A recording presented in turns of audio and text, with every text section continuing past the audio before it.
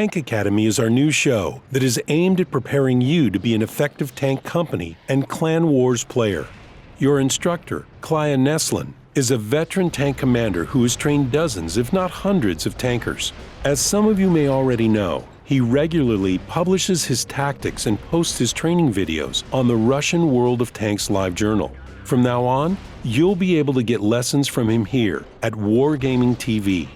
The tips and tactics we'll be discussing will help any player, but especially those players who are branching into coordinated competitive play. The topic of today's episode is perhaps one of the most important basics to master in team play: focusing your fire. The point of focusing your fire on a single enemy tank is to quickly eliminate the target before it can retreat to safety or reload. It requires coordination and discipline to do this as a team. It sounds simple, but it is one of the keys to consistent victory. It applies to tank company battles and clan war battles, and would greatly help the random battles if you could get your allies to work with you. If your team is not focusing fire and you still manage to win, congratulations. But consider yourself lucky. The other team made a critical mistake. It's that important. If you're using this tactic and your enemy isn't, you can easily overcome any local superiority they may have. Luckily, this skill is not especially difficult to learn, but that doesn't mean you should speed through training with your teammates. Take the time to go over it slowly. Make sure each person understands how and why you're developing this tactic.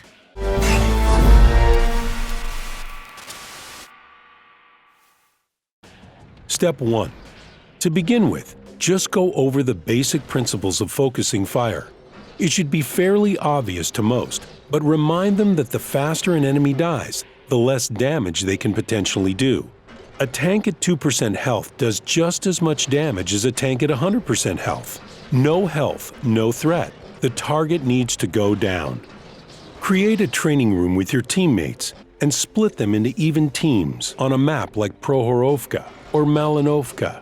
The place isn't important, but something with a little room and some open space. The thing you'll be going over here is finding the target. You're going to call out targets, and your team is going to quickly turn and mark the targets with the T key. Call out the targets by different names, by most health, by least health, by any other thing that might be used to ID a potential target. The other team captain is going to be doing the same thing. Once you've done that for a while, it's time for the real thing. Both teams reposition, and the captains will call out targets one by one. Everyone will fire until the targets are destroyed. The entire time, keep the target symbol above the called-out target. All players should be marking the same target repeatedly. Within reason, try not to spam, and firing until it's gone. You will see an improvement by the time you start the second training. In the second day of training, you'll be having the teams move around instead of sitting still. Keeping the T marker up is really important when the targets are mobile. It's easy to lose track. Here's a tip. You might want to consider rebinding some of your keys like the attack or target button to something like spacebar to make it that much easier to give quick commands while driving.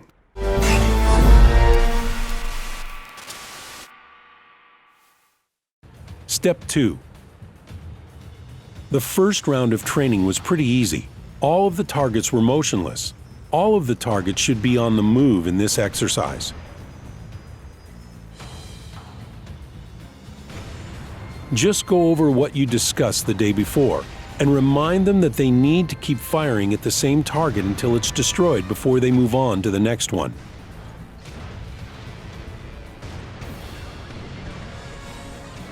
Everything hinges on the captain for each team.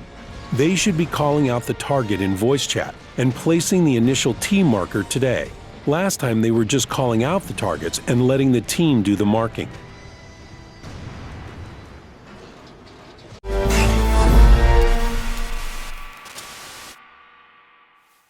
Step 3. After you've run through Step 1 and 2 a few times, and it's clear that the whole team can fire on a single target without any deviation, then it's time to move on to explaining and learning target priority. As a captain, you won't be able to call out every target, so your teammates need to know what the captain was likely to have called out. Targets are chosen based on a string prioritized characteristics. The first characteristic to consider is the amount of time it's going to take to kill the target. HP, how many of your tanks have shots that will penetrate, etc. The second characteristic is the danger potential of the target, damage potential, spotting ability, etc. Keep these two things in mind as you select targets. Target those enemies that have the optimal combination of a short kill time and the most threat potential. If the enemy has no pressing advantage, more guns than you have in the area, then aim at the most dangerous target. Typically, these will be artillery, French tanks with automatic loaders or tank destroyers. If the most dangerous target is behind other tanks, then go ahead and pick the next most dangerous target, because that first target is no longer the best target simply because it's hiding.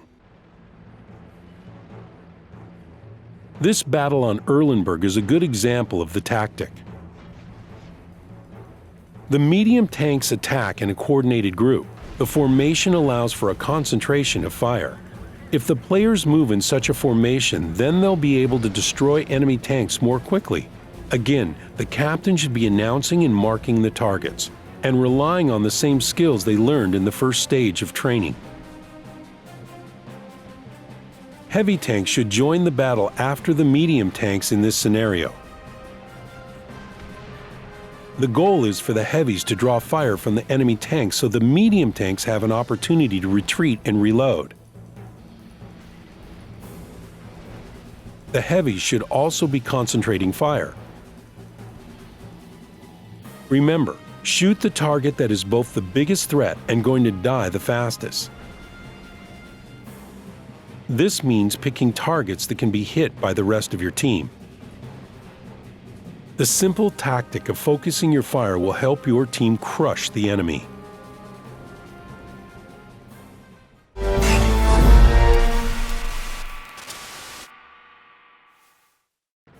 The final step, using what you've learned so far. Now we'll have your team work in small groups to apply the things they've learned. Break them into platoons with an experienced leader in each group. They'll be calling all the targets. As you can see here, the platoon can easily finish off the T-29, so they choose to ignore the more powerful E-75 for the time being. Now that the E-75 is alone, it won't be able to stand up to the coordinated actions of the platoon. It's forced to fall back and continues to take fire. The team is going to be able to recoup the repair costs from the training they completed earlier. Tier 8 premium tanks are especially good at earning credits when working in a strong platoon. Something to watch out for. This T-34 is making a common mistake. They've closed with the enemy and effectively blocked the shots of their teammates. Only clinch like this when you're not going to be shielding the enemy tank from your allies' fire.